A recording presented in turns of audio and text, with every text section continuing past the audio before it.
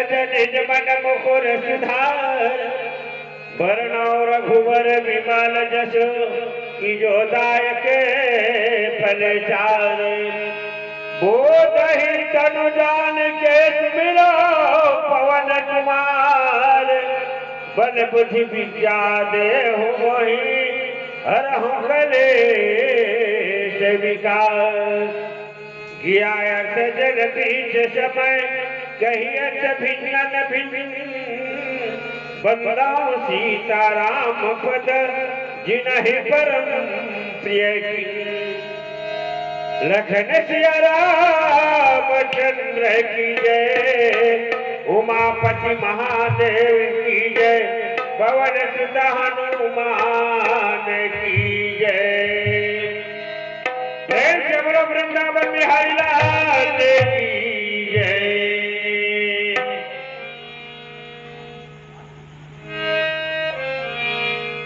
जय बोला करो भैया हो अदाई देता हो भगवान के जय बोला मना ये मत कर भाई काबर आज दिन भर रहे कल बस जहाँ तहाँ सब अपन अपन घर द्वार में करे देखो आज भर भगवान के भजन गाला कीर्तन गाला भजन सुनो और कामों करे ले हम मतलब सब लोग अवसर मिले है ना। प्रेम से बोलो वृंदावन बिहारी लाल की जय।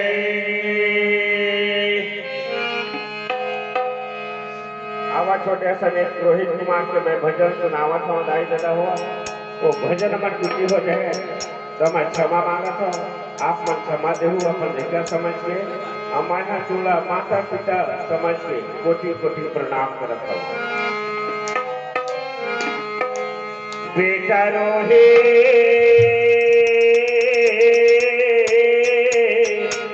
जन्म लेके आए रे